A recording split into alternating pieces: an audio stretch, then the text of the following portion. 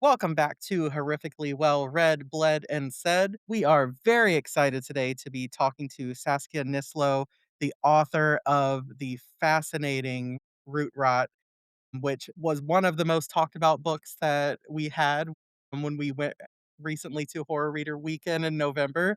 And there's just so much to talk about in this novella. So we are very excited to talk to you. Welcome to the show. Thank you so much, and thanks for having me. I'm really Mhm. excited to talk with you guys. Yes. So I know you're going to be doing I think it's Burnt Offerings with Bridget that you're gonna do for the Real Weird Cult, in March or April, and she actually brought your novella to Horror Reader Weekend to give at the Novella Oh Exchange. my god. Yes, so, she is a dear friend to the pod. We have to get our monthly Bridget shout out. Yes, we Well, shout Bridget out a lot. can I add a shout out, which is Absolutely. that I'm constantly looking for horror movies, and I'm a big horror movie watcher, so I'll, ask on Instagram or ask around, and people will give me sort of like the same recommendations over and over and over again. And, I'm polite and I'm like, thank you so much, But she's my go-to person for when I want to watch Yeah. something I've never seen before. I'm always checking her page. I'm always seeing what she's watching. When you want that good weird shit. Oh. Yeah. Really knows how to first of all, her main screen name is Weirder the Better, and she really Mhm. does embrace the weird. And I think that the whole time when I was reading your book, I was trying to picture it through Bridget's eyes and being like, "Okay, I feel like I understand why she loves this because she's like, I just love weird shit." And it's like, it's not that it's, like, not weird in a bad way.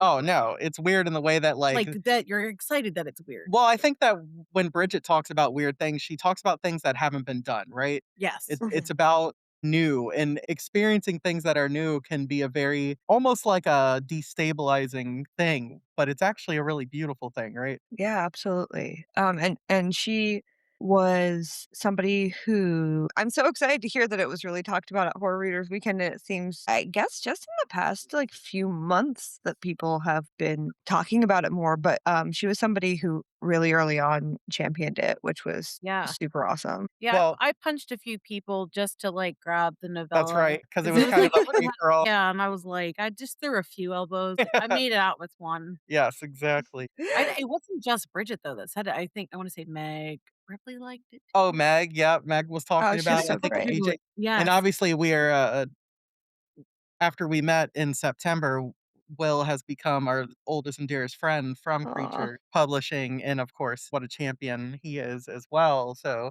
yeah. um, yeah, we very excited to talk to you. And I asked Bridget, before I knew you were going to be doing a movie with her, I said, "Hey, we're talking tonight to Saskia. Do you have a question?" And Bridget said, "What's the weirdest movie that you love, or a weird movie that inspired Root Rot?" So that's how I want to start today with her question of, sort of underlying inspirations, movie-wise for Root Rot. Answer might be little boring because I did do a little series about this on my Instagram.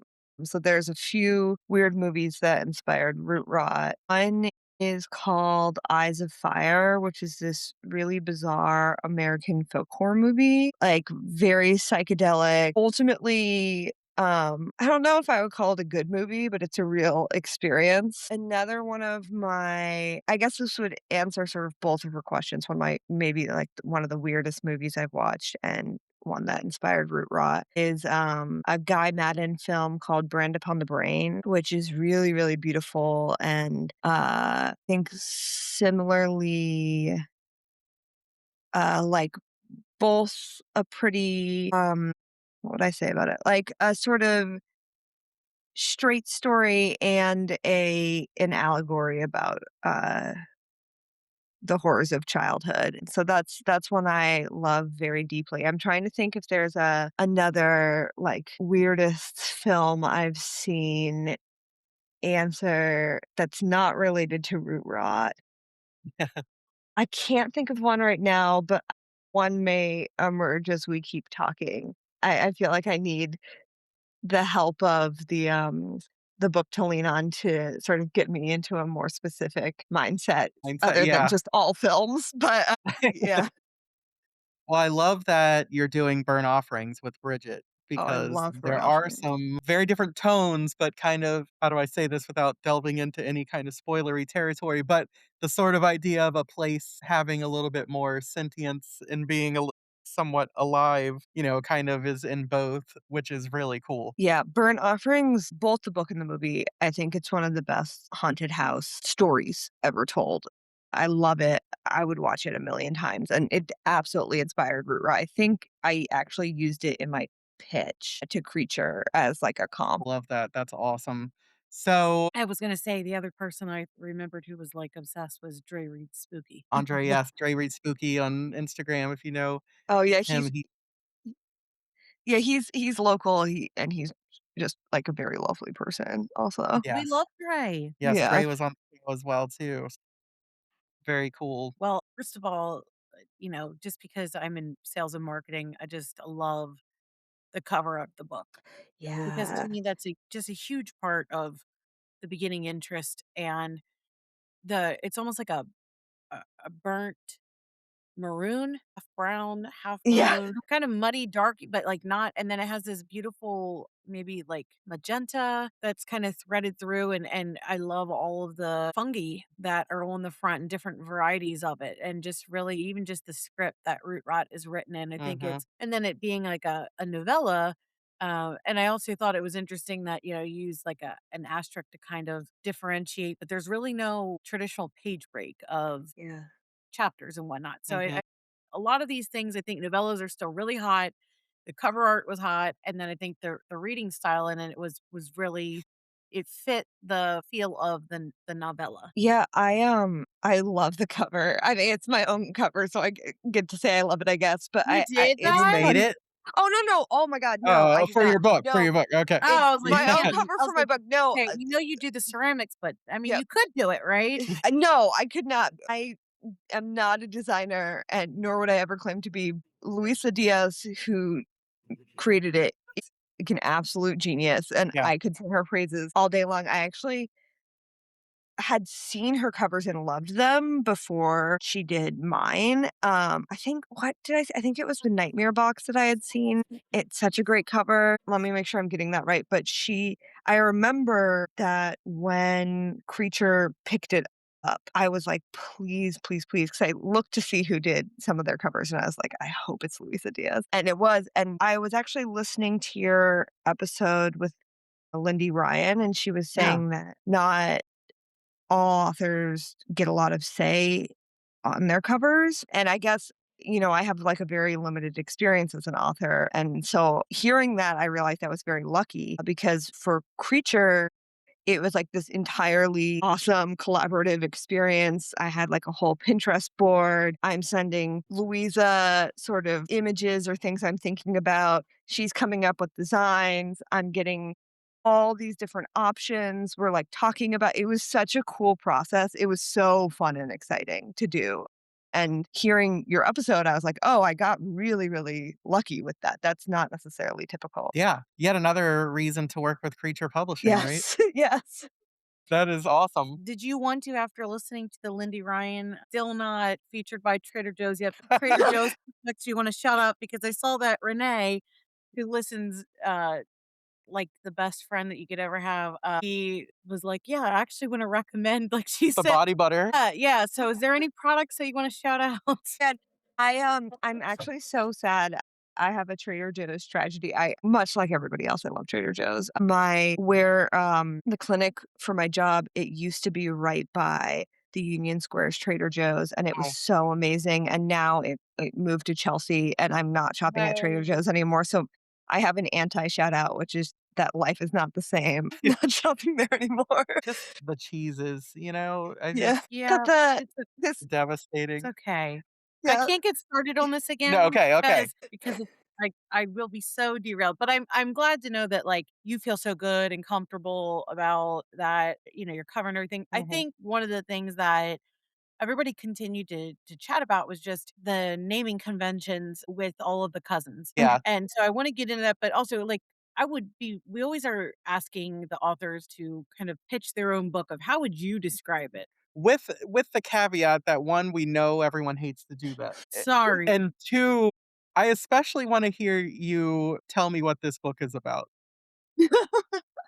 Because 1, I think it, is a great thing for guiding conversation, and I just wanna know what you want the reader to know before they start. Yeah, I think okay, so I'll take this as an opportunity to describe the book in the way that I often wish I could describe it, because I Yeah, think I usually have to do some sort of, like, pitch, I guess, or, make it sound good, but for me, it's a book about what is uniquely terrifying about being a child, especially a child who cannot act as a mirror for their parents.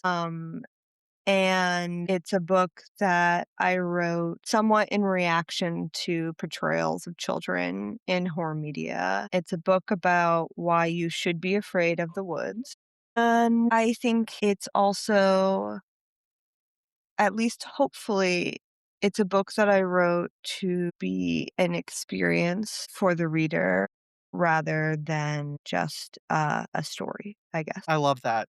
The one thing that I would say to describe this book is that it is a novella that reads like a novel, and when I say that, I mean it's 130, 140 pages, whatever it is, but the depth and the number of times that I felt myself going back to read things and think, like, and this is gonna be a weird, probably, like, thing, is that it's very much not, and there's deep problematic things with this author, but what I kept thinking about was Faulkner's Sound of Fury, Oh, and, yeah. like, the way that it changed perspectives of family members, how really the way that it sort of goes into generational traumas, the issues when, like, the head of that family, however you wanna call it, is kind of an evil motherfucker, and the way that that kind of And you don't know spirals that out to the exactly, different. Yeah, but I feel like it's definitely it gave me vibes of, like, I don't like this guy. I yeah. don't know Yeah. why I don't like him.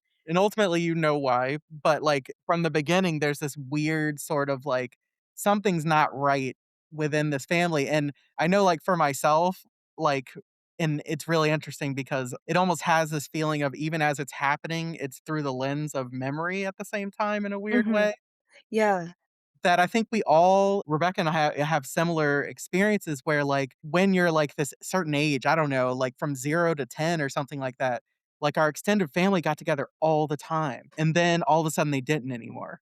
Mhm. And, that's where this book kinda picks up at that point where they stopped, now they are again, and the weirdness of those relationships and those roles that you've kind of found yourself in, and I think that, as, like, Rebecca had said, everyone's labeled, the liar, the one that runs away, the boy twin, the girl twin, like, everyone kind of slots themselves back into that even when they aren't necessarily that person anymore. Mhm. Yes, and I kept thinking, which of my family members Would I with be, these or who would people, they, or who yeah. would I be? Because I think we have that similarity where we got together so much, and there was, like, 13 grandchildren, and they did Mhm. range from to the way that you kinda have it, where it's the person that is almost able to drive all the way down to 2 and 3 years old. Mhm. And we would always try to go downstairs into the basement and play pool and just get into some random stuff, and all the adults were upstairs playing board games or talking, or Mhm. in my family, it's like a Trivial Pursuit, but it made me feel like how you're like, "Hey, there's the adults wing and there's the children's wing." And Mhm. it's like, as long as we don't hear the blood-curdling screams, like, we not checking on you, Yeah. and we don't fucking care. And it was like some of the best family time where you're just mixing with your cousins, and the adults are having their time, but at the same time, so much can go on. You're exposed to a lot of different things, and you're not getting together, like, as often as, Mhm. and I felt like that's the feels that this gave me, where it's like you're comfortable, but you're not, like, super comfortable, and it takes a Mhm. while till you get back into it, until you do some things that you don't normally wanna do and say yes to certain things of, like, "Fine, like, I'll bunk with this person, I really don't want to, but I have to." The things. Yeah. Yeah. It's funny actually, just going back, to what you said, Adam, about The Sound and the Fury. I was obsessed with that book as a teenager for so long. Um I, like, like, read and reread that book, like, dozens of times, and so I actually am now wondering how much of that came through in this, but, yeah, it's funny because so it sounds like both of you had pretty big families, and I actually have a pretty small family, but I've always been fascinated by what it's like to be in one of these really big families where people are getting together in this way. And I guess for me, I was drawing on families of my friends, but also like being at summer camp or things that are sort of approximate to that experience because I do that experience of being with family but not knowing them very well and having so many of them around and also knowing them really well but also not that well is so interesting to me. So, I mean, how do you feel about anxiety? General? Like, Int does that feel good? Because, like, really, that's what you missed out on.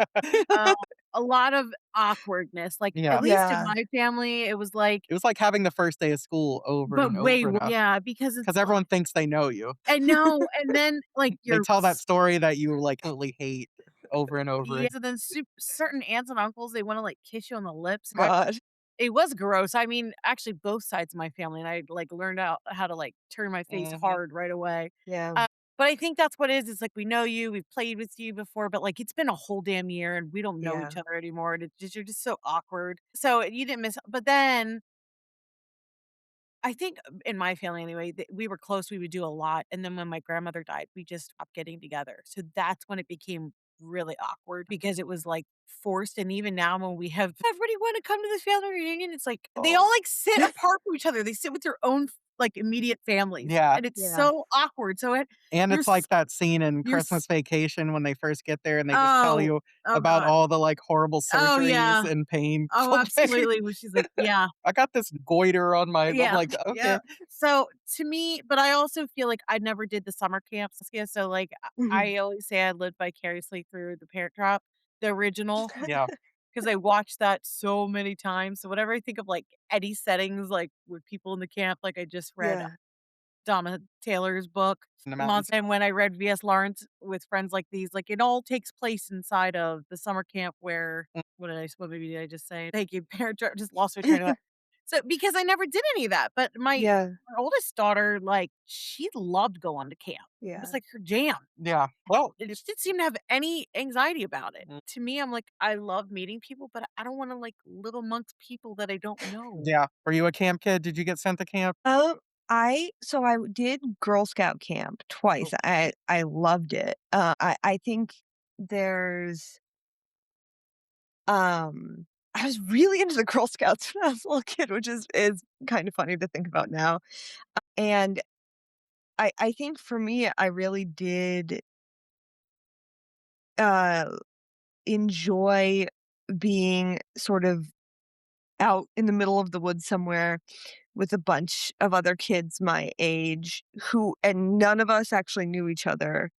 And I think that was appealing for me because I grew up in a small town, where I think my family generally, and also me more specifically, were sort of, oddballs, and I remember, like, the experience of constantly feeling like, "How do all these other kids know each other so much better than I know them or they know me? Like, why does it seem like everybody knows each other so well?" And then one day in middle school, a group of my friends were all talking about seeing each other in church on Sunday, and I was like, "Oh, okay, that's why. Right, I get it now." yeah. So for me, it was very exciting to sort of be out among strangers and be out of my quote unquote real life a little bit and get to I think it's very exciting as a child when you get to have an opportunity to invent yourself as you would want to be. And so that was what was so fun about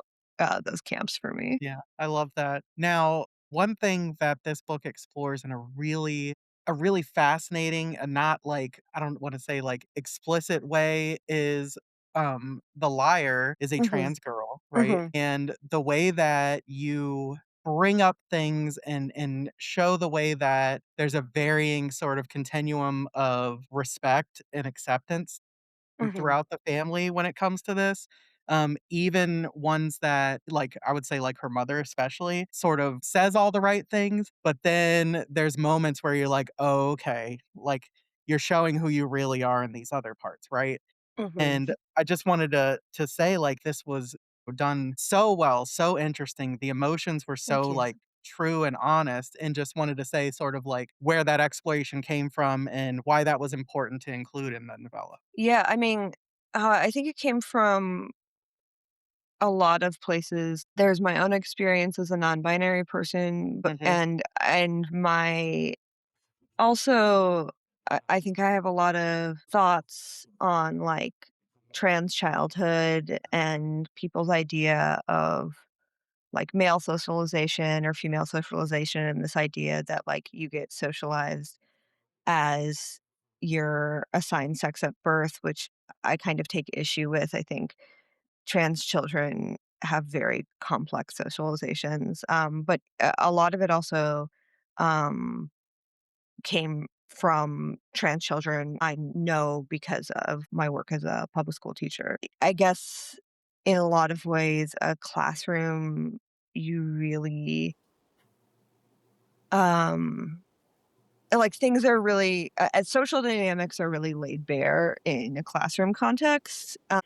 So when you're a teacher and you have a child in your class, obviously you have your relationship with them, and then you see their relationships with all the other children in the class, and then their relationships with the other teachers at the school, and their parents' relationships to each other, and to you as their teacher, and to the child. I think one of the challenges that trans children navigate is everyone in their life is having like an usually incredibly intense and complex reactions to them. Yeah. And I I think, is so rarely are those reactions either, "I completely understand you, I relate to you, I see you, I got you," or I'm a total transphobe. I hate you. You're disgusting. I'm going to tell this to your face. Like, it's a real middle area. And I think, especially the tension between what people want to communicate to children and ways in which adults will work on and think about and prioritize, the sort of messaging they're consciously giving to children, and in this case, like trans children about their gender. But in comparison to how little work or how little thought adults will give to sort of like confronting, being curious about, working on their own feelings about that child. I Mhm. think that's that can be very overwhelming and confusing for children to deal with. Like an adult who's saying, I support you and, I respect your bodily autonomy and selfhood, but who is also communicating in all these sort of unconscious ways how much of a burden they feel the child is, how sort of disgusted or confused or disappointed they are in that child. Yeah, I think, like, the 2 scenes that really stand out to me in Root Rod is, the fact that the parents, seem to support, but then allow the liar to have to bunk with the boy twin, right? And then also when the liar finds her mother on this like support chat, whatever it is that she's on the computer, and it's just sort of like it made me so sad to read those parts because to think of yourself having to be put in those positions where it's like this is not right. Like this is not where I'm supposed to be. And you feel that, and that is who you are.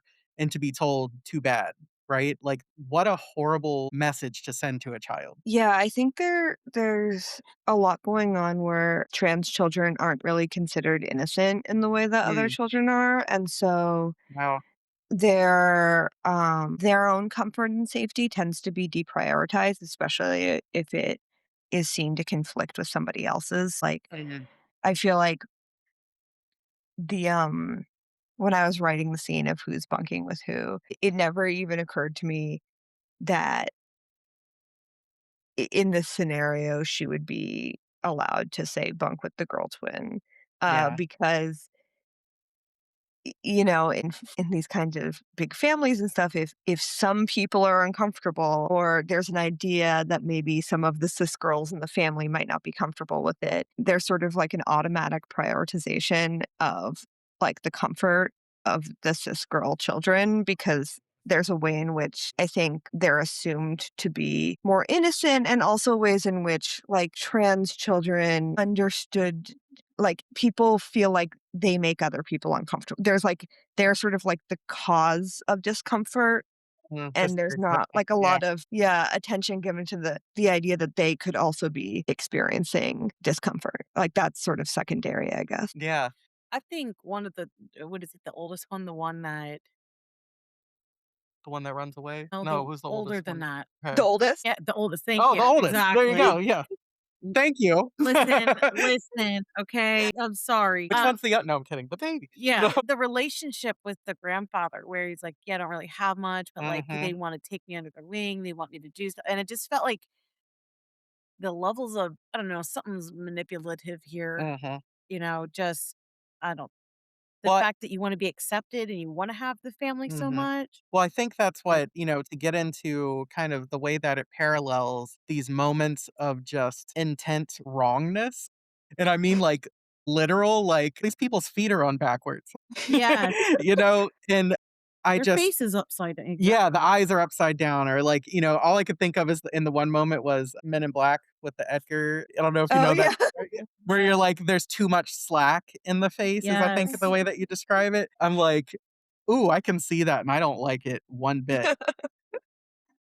So, like, it's sort of that sort of I don't know, it's again that, like, wrongness and that feeling, so I wanted to obviously, there's a lot of weird things going on in this book, where they're at, the things that are happening with people, and I just wondered, like, where did some of these images come from? Because they feel a lot of people use the word fever dream. I think that that's used a lot for, like, weird fiction or whatever But you wanna never more call it. than with this book. Well, This book, yeah.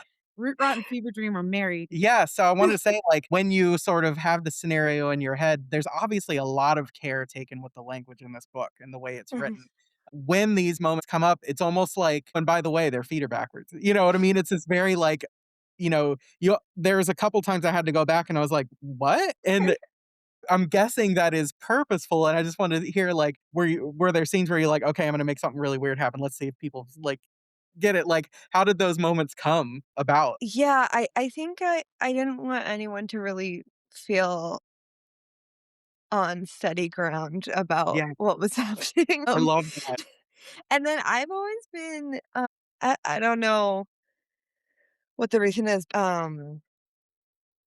I've always been very affected by like images or like sensory moments and things. So there's like when you joked about the Men in Black, the bug guy, like absolutely was that probably on my mind when I was writing that? Yeah. Like and could I tell you anything else that happened in that movie? Although I remember it being really good, but I don't remember anything else from Men in Black, but I do Yeah. remember that guy's face. And so I Skin is falling off your bones, Sucker. Yeah. I was in my mind when I was writing it, like, a sense that things like, visually, things are sort of drifting apart at the seams, and I'm not, the world's most planned out writer, so there's no outline or anything, so I guess the way that those moments came about is it's just, like, I'm typing away, doing my little drafting, and sort of imagining the movie in my head, and then that's what I'm imagining. Man, I love that, and did you ever go like, ooh, that's disturbing." I love it. Yeah, well, yeah, well, a lot of those would be, it's like small things that I've encountered elsewhere or just thought about at one point, and it gave me like a little shiver, and I was like, "Oh, that's the kind of thing I wanna put in there." Like I read, with the feet, I remember I had read a ghost story, but it was sort of like a folk tale-ish ghost story, and I actually again much like Men in Black, don't really remember anything else about it. I think there's like a little girl standing out in the snow or something like that. And the sort of kicker of the story was that her feet were on backwards. And I was like, and I've encountered that in other like fables I've read, sort of fairy tales, and I always find it incredibly unsettling. Like there's something about that image that really disturbs me. And so I was like, oh, that's the kind of thing I need. It's a really weird reference, but I don't know if you've ever seen the 1996 Charlie Sheen alien classic, The Arrival. But, No, um but now I need to. okay, well, hopefully aren't not spoiling too much, but there is a character that it's an alien movie and that you don't know who, they've made contact and they're not good and that kind of stuff. And there's a character that's kind of a happy sidekick character throughout the movie. And then you realize at the very end that they're an alien. And the way that you find this out is because their knees invert Oh and my go the god. other way and they run off. Oh, I love that. I love that kind of like, that's I think, when I was Like a pelican's leg or what is that? Yeah. It's, yeah, or or like a four-legged animal, like the way yes. yeah. I find that, there anytime I think that's what when I was first trying to answer your question, I was thinking about, like, images that always stick with me. There's something about s uh, things happening with the body that are not sort of, like, violent, but Mhm. are wrong that Yes. always freak me out. There's this one, I don't know if you guys know the graphic novel Love and Rockets. Yes. Yeah, I love Love and Rockets, and there's this one panel where this, like, dog stands up on its hind legs, and I think Mm. about that, there's something the way it's drawn and the way it happens, I think about it all the time, and yeah, so, like, that kind of body gone wrong, but not for any sort of visible reason or, like, through any particular act of violence, always gets me. And especially when it's kind of, like, not commented on by anyone else, Yes, kind of thing yes. where it's just like, "Oh, that just happened," and you just move on. And, oh, I have deep anxiety and, Rebecca can tell you, sometimes I just do really weird things or certain just odd things will just upset me. A Like, I'll lot, like, a lot. I did like, like, why? We just walked into, like, a different part of the store. Like, eh we'll be in IKEA and I'll be fine, and we'll turn into this one display, and suddenly I'm not okay anymore. yeah, like, he'll, like, grip onto me, Yeah. and then, like, he'll is like, I don't know, it's like his lip will start shaking. I'm like, "What the hell's going on here?" Yeah, and a lot And of I wish times. I could be, like, nicer. Like, I am, like, I catch myself and, like, I gotta be nice, but I'm like, I guess because it doesn't compute in my Yeah, head. We've been in this store for, like, X amount I don't know, and then but now I think I'm better. Okay, first of all, that's how I used to react, but yeah. now that we're going on tour, I'm like, Yeah. "Alright," I'm like, "Are you okay? Do you need to go out Do to you the need car? any It's do you like, "What need do to you go need?" out?" But I try to be more tender about it. a lot of times, like, something will happen to give me some sort of, like, mini panic attack, whatever I wanna call it. That But is, it's like a mini shutter, yeah, and you lose it a but oftentimes what will happen is almost I feel like one of those things has happened to me, where it's like, "Oh, like, something's wrong with my elbow now." Like, you know what I mean? Where Mhm. it'll be this Yeah. weird like, bodily you'll be, thing like, where drinking I'm a like, soda "Sorry, and my then my eyelid's not on right." yeah, Yes. no, listen, that is the most realistic thing ever, and I'll be like, "You were just sitting in the chair drinking a soda this Yeah, whole time. What do you mean your eyelid's not on right?" Like, that's doesn't feel right. It's catching on my eye now. yes, yes, And I like, was like, you're How did determined you?" if Yeah. you don't have something to drink when you eat, like, Mhm. you I are will going to die. die. Yeah, Yes. everyone knows that. Yeah. This is I'm definitely the, Adam in my relationship. Hey, I'm you know what? constant We're getting used to the ticks and the Yeah, little well, things please, that I want are you to expand on that so I don't feel as weird. No, I'm constantly like, "I think the water tastes weird. I think the water tastes weird." And the place that my mind goes is like, "Well, remember that woman who died and then she was in the water tank in the Yeah, hotel?" You know, the Ce yes! the The Cecil. Cecil Hotel. yes, like That was a or good my no. god, I can't even remember my last one where it was like, "Well, there's something, I have a pimple." And I'm like, "Well, it's cancer. Yep. Here we go. Adam, for It's sure. been a nice run." Yeah. Well, no, actually, matter of fact, the other day I was saying something to him and I said, like, "Man, why aren't" I was like, the kids were saying that they can tell when their teachers aren't happy, like, they should be doing things to make them happier, Oh, and no. I was just, like, being like, "Adam, are you ha" and he were like, "Listen, every day I feel like I'm having a stroke, okay?" And I was like, I am a public "I've school been" teacher as well, by the way. he's like, Oh, "I think I've nice. been having stroke symptoms for days," and I'm like, "You're just gonna, like, launch that on me right here? Like, how many days have you been walking around like this?" And I'm like, "And what are your symptoms?" And then then I'm like, just as worked up and I'm like, "Okay." And then he's like, "Well, it's probably not that I'm gonna die. I just feel like I'm gonna die. And I just feel like my blood pressure is at a dangerous level that I Yes. might have a stroke." It's either my soul or my body. One of them is going to break down. I don't know which one, And I was but like, Well, it's "Like, gotta be get a one. doctor's appointment?" He's yeah, like, "No, why would I do that?" doctor's appointment. They're gonna tell me something's wrong, or they're gonna tell me nothing's wrong, and they're wrong that nothing's wrong. My god. Either way, I'm screwed. Like that's all I know. Yeah. It's it's hard out there. It is. What you were And saying. another Oh, thing I would say is, when you're with your partner for a while, you don't notice certain things, but it's like I sent you a picture before we started recording here of you with the dog, and your Mhm. face is really full. And we've loved each other. We're all different types of body sizes Mm, and styles, but the chunky fuck in this one, yeah. and you have lost so much weight, and so many people comment on it now that we were actually, like, out and trying to get new pants, like, the clothes are falling off of him, but as this has been I'm like, "What are you doing that's different?" He's like, "I don't know, I think I have cancer." And I'm like, "What the fuck?" And he's like, "I don't know." And I'm like, "Are you intermittent fasting? The amount of steps you're taking?" It's nothing healthy. Oh my Absolutely not. god. So now, like, okay, I'm glad that you're not as heavy because, like, of your health, although I could care less. I Mhm. like all parts of you and all styles, but I just didn't realize how much you've probably lost 60 pounds in a year. What do you think? The stress of Well, no, teaching. probably 50, but that's a Mhm. lot for not trying, not exercising, and not knowing. So because he I won't get think we blood know the work, answer, yeah. we don't know if it is cancer. We never will, and I'll live for another 30 years with it.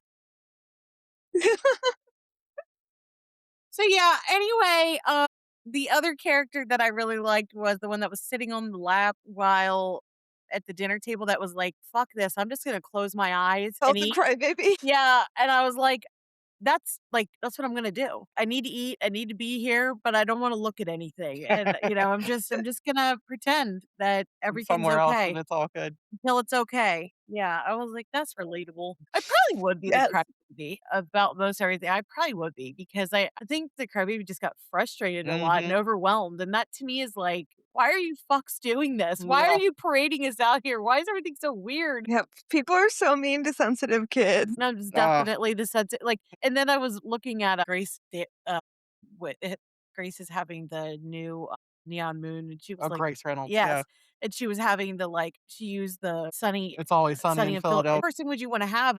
One of the characters was, like, someone that is really, like, sensitive and senses evil earlier, or Mhm. someone that's morally gray, and I was Mhm, like there was a lot of different choices, but I'm like, I ultimately had to go with the person that senses that something's wrong before everybody else does, because mhm. that's Yeah. most in line with what I think aligns with my anxiety, Yeah, Mhm. and sort What of if like that and that's feeling what the of crybaby was to me. yeah. What about you, Adam? Which, character are you most like? it's funny because I was Sweetheart. gonna ask about this, that how many, people that read this book, do they often, like, tell you who they saw themselves as? Yes. I think that even though, like, I don't want to see myself in this character, it might be the one that runs away, just Mm. because Yeah, that is my reaction when anything absolutely. Or I happens. was gonna say the Is others yeah, I'm like, maybe just, like, "No, there. I'm out, like, I'm done, I'm not dealing with this shit," That's totally you yeah. know? And while I think there's I don't wanna say, like a underlying insidiousness to that character, especially at the end, Yeah. I think that yeah, that I'm usually the one that knows what's going on and is asked a lot of things, but I'm still somehow outside of it at the same time, and Mm. sort of like the first one to be like, "I don't like the vibes here, I'm done," so Me, Yeah. like that time we took an entire family picture with, like, 30 people. Thanksgiving? Yeah, and no one knew that you weren't in it. Yeah, they didn't even know I was there, and I was like, "Man, I feel so loved right now." My eyelid probably wasn't on right, so I was Yeah, you had fixing to go attend to that. You're like but you came back in, yeah. you're like wait, nobody even recognized, I'm but just like that sitting there and they were like, "Oh, you're out here?" And I'm like, "Yeah, what were you doing?" They're like, "We were it's taking not family funny, pic." but it's fucked up family Yeah, dynamic. If I don't laugh at but that, I'm it's gonna cry, but the yeah, point is that is very much you. You're always there, but you're on the periphery. yeah. You always keep yourself Mm, you're always worried about everything. Mhm, You don't trust mhm. shit, and you're never mhm. gonna fully immerse yourself, so And the more that I see and the you're older I get, correct. the I'm more I glad. realize correct in And, feeling that look, way, how yeah. many times recently have I Mhm. said you have a That's gift? true. Well, I use that, but it's like you have a level of discernment that I've never met in anyone else, and I just need to say, "I don't see it right now," Childhood does that, you know, it's but like Yeah, you've never I think been they call wrong. that hypervigilance. That's it. yes, that It's is like 100%, but you've yes. never been wrong, and it might take me a few years till I see what you're saying about this Mhm. person or whatever, but I get you. Yep, yes. How about you? Who like, as you're Yeah, writing, who are did you see you? yourself in everyone? Did you was there one particular that you were closest to? Well, I think, I did really love I mean, I guess that the one who runs away is sort of the most insidious, but I liked him just as much as any of them. I think as a child, I was this is my, like, unfortunately for me, I identify with this character. I was definitely a lot like the girl twin. I was like Oh. a much like a very uptight child. Um, very, stressed out, uptight child. So that was probably the character I was closest to. Although I think there's, I relate to aspects of all of them. Except for except for maybe the oldest because I don't really think I've ever gotten to have the experience of being like a truly I mean this in the most loving way possible, like a dumbass boy with like no cares in the world. Genius. Yeah, it seems nice, but, him I love too. But I was actually thinking about, for some reason, what you said earlier, Rebecca, about how your kids were talking about, like, feeling like their teachers, um, are unhappy, and with this talk about, like, hypervigilance or, anxiety, I think what's so wild about kids and why I wanted to right from children's perspectives is because they notice so much in such a spooky way. Like they're so incredibly perceptive. And Mm, when you said that, it brought to mind once I was teaching and some kid, this was like what I was teaching third grade, and some kid was explaining her story that she was writing to me. It was a kid who, you know, love her to bits, was a little long-winded, um, and was sort of, painstakingly going over every detail, and I was listening to her, and I was like, "Oh my god, I have so many of these I gotta do," and I was and this other kid points to me and goes, when Miss Nislow scratches her head like that, it means she's annoyed. I had no understanding it. Like, I Yep. was not aware I was scratching my head. I don't even think I was aware I was annoyed, but, like, those kids were aware, and I think that's what one of the things that's so wild about childhood is you're so perceptive and you have that kind of spooky gift of just knowing things, but you don't yes. actually know them. You can't do anything with that information. Like, it doesn't go anywhere. The Amazing. hypervigilance, I don't think that leaves because I recently had a shitty, shitty boss. Mm, And every time he would get on and he would start like flicking his face with his hands of mm, you like almost like knew. flicking his hair back, like above his ear sort of thing. And I was Mhm. like, God, he's about to just Lose let it. it fucking loose. And it was just like, I would bring it up to someone else. I'm like, did you ever notice that? And they're like, no, what are you talking about? I'm like, yeah, just watch. And then it's like, but I know some people don't pick up on Yeah. those behaviors. They must be oldest, you know? Right. Exactly. Just floating on through. I get so envious of those people sometimes. On one hand, I never wanna be that person, but on the other hand, I'm like, "You bastard. How do you get to just, like, think everything's fine?" And, those freaking neurotypical people just can skate through and not worry about anything that's going on around them. Yeah, my wife, who's like an incredibly brilliant and intense, overthinking perfectionist, PhD in book history librarian, is always like, I'm a bimbo. And I'm like, you wish. You wish you were. You I think this is an expression of a wish that you have for Yes. yourself. I love that. It's like, "I can introduce you to some people if you want." I'm like it's like, "You're not that."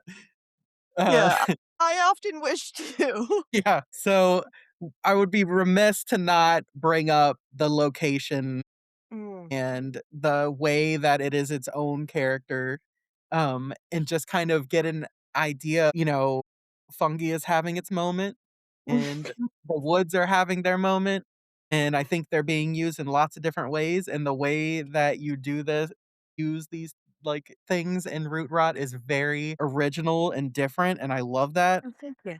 So I just wanna know your relationship with the woods in general and just sort of how you came to this place that we end up in at Root in this story. Yeah, I mean, so I grew up in New Hampshire, in Lebanon, and where I lived there specifically was sort of in the woods. And it's funny actually because we lived in a few different places, and one of our apartments, it was still like walk out into the backyard of the apartment building, and it's just like woods straight up, and you can just go in them and do whatever you want. And I think also because it of where I grew up had I don't know if it's like, I got, like, some last bits of, like, the latchkey kid experience that seems, like, a little less common now, although maybe that's just, like, a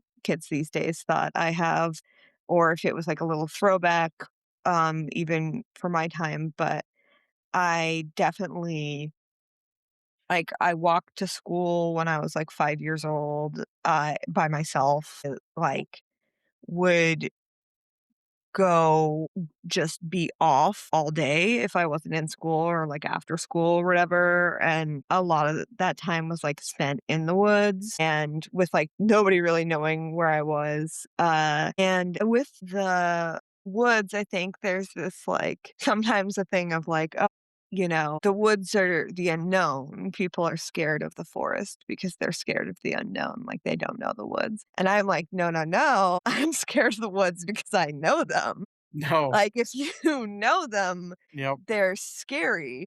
There's a lot of I mean, not just like, there's obviously actual danger, like, I mean, I've experienced countless moments of, like, being a kid walking around in the woods and there's, like, a bear not far, and you just make sure you're nice and quiet and you don't disturb it and you go on your way. But there's also just a lot of spookiness about them that doesn't really go away, for at least for me. I think probably other people have totally different experiences of this, but for me, there's a lot of spookiness that doesn't go away with familiarity. Like something that always terrified me growing up is that and this was sort of when I was a little bit older, like middle school and then high school, my folks moved like further into the woods. And when you're in the woods like that and you don't have like another home right next to you, even though they're not even that far away, but it's sparsely populated and there's miles and miles and miles of forest. It's so quiet that at night you can hear animal footsteps around your house. And it's like the quiet to me has never been peaceful. I find it so peaceful. I love the car sounds in Brooklyn. Like I find that so comforting, even the sirens. But like to You have and it be Adam are so very much alike. yeah, to have it be so quiet, you are sort of made to be aware of how many other living creatures are that you'll never even perceive or just walking around Yeah. uh, and sort of are perceiving you is extremely unsettling. Yeah, and it's funny because you have to learn how to read the woods, right? And it's Yeah, like when, in the absence of certain sounds is as much a danger as yeah, hearing that bear or whatever it is, and I love that, and, I grew up in Washington, DC, but, like, I think people sometimes forget how green a lot of the city is, yeah, and we would go to different, like, huge, like, parks and places where it was woods for miles and miles. yeah, And so it was this weird thing where it's like the scariest thing to come across was people, right? yeah, And so, like, that's what we were always listening for, especially as kids, was, okay, what happens if you come across an adult stranger? It's like, that's the scariest thing that could happen. But then at the same time, you're right. Like, you don't know what's wandering around because we would see foxes and deer and all these things. And it's like, you think you're in the city, but it's like, no, this is still a wild space. And like to think like even further out, the number of things Yeah. that are there, that's such a cool thing to think, like, you're in your house alone, and you can hear animal footsteps, like, I can't even imagine, like, that is just a wild experience. It's really well and yeah, it's so scary, like, there's people who live out there, and then sometimes you might come across them and you don't know how they're doing or how they feel about you being there. Yep. There's oh my god, I don't know if you've ever seen a rabid animal in person, but it's, like, the scariest. It's speaking of, like, bodies doing things that just look wrong, it's, Yeah. like, the scariest thing. Yeah, I can't even imagine the fear of that, especially when you see animals that usually will run away from you that are I think Yeah, we came across just one, and it was a squirrel, and it just yeah. sat and watched us, Oh and it's god. like, that is the weirdest thing, and we would go towards it, and it would turn, like, whichever way we turned, it did too, and then, my father came, it's like, "Oh, that's rabid," and had to do what they had to do, but, Yeah, like, it is really scary till and it makes me think of what you said with that dog, where it's like, it almost takes on human qualities where it's like, yeah. "You're not supposed to do that. What are you doing?" Yeah, it's a really intense place kind of place to be. I think whenever the woods are used as, like, a stand-in for the unknown and never quite I mean, no, I think it can hit for me because I think that they are very unknown and very mysterious, but I feel like it's the specifics that make them that way, if that makes sense. Yes. Yeah. No, that's wonderful. So, Root Rot will be celebrating its 1 year anniversary soon. I love that so many people are continuing to discover and fall in love with it. What do we have to look forward to in the future from you? Well, I have a book on submission right now through my agent called Mouth Brood, which hopefully it's, more literary fiction Okay. than rot, which hopefully will see the light of day sometime. And then I'm currently working on a new book, which I'm actually not sure. It's gonna sound like it's a horror novel. Who knows what the genre will end up being? I never know until it's finished. That's like I'm trying to write like a giallo Oh, novel. So it's like a Real Housewives meets Suspiria, like Okay. hagsploitation, all of them witches type Amazing. of deal. just Now we gotta inject it. just get her connected with Yes. Robert Piatone. Yes, I just did. If you know Robert Piatone, I Mhm. just was on his little talking talkies about non-Italian giallo movies last week. Sick. Near and dear to my heart, love that, and can't wait to read that when that comes out both. And yes, so where can we find you? Socials, all that kinda stuff? I'm just on Instagram. It's, at Cronebro, all one word. That is an And easy name, Yeah, yes. I love it. And mouth with the teeth. it it really, accurately describes my gender, I think. And, then other than that, I have the screening with Bridget on April 3rd, which is gonna Yes. be a great time. 1, because Burnt Offerings is amazing. 2, because I think we're gonna have a really fun conversation. And 3, because I will have just gotten a dental implant the day before, so who knows what's gonna happen. We're gonna make you say "Yellow" That's 5 the times. kind of Yaya. chaos that I am behind right now. And then, I think it's March 30th. I'm gonna have a reading at the Twisted Spine. Oh, Super yeah. fun. Love That's gonna Twisted be Spine. I Twisted Spine, they're the best. They They're so are. awesome. I love those They are. guys. And that's gonna be with, OF sorry, Jane Worma, whose, book of Beasts just came out a few days ago. That is a Sasha wild book. Ravitch. Yeah, Wild book, love that. yeah. Sasha Ravitch and Matthew Durbin. And then I know I have another reading way far ahead in July at the Twisted Spine, and that's with Jessica Alexander and Megan Milks, who I'm like, such a massive fan of, and they actually moderated my book launch. And then I Oh, do have something else that's maybe more writing based that might be happening with the Twisted Spine, but, that's not set in stone yet, so we'll see what happens there. Awesome. So lots of fun things to look forward to. When anything comes into fruition, we would love to have you back because this was so much fun. Thank you. Same, this was a delight. I had the best time. Thanks so much for having me. thank you. It was a Yes. great, great time. Yes. Have a great night. You too. We are able to get outside sooner than later. Yes, I hope so too. All right. Thank you. Good night. Thank you. Good night.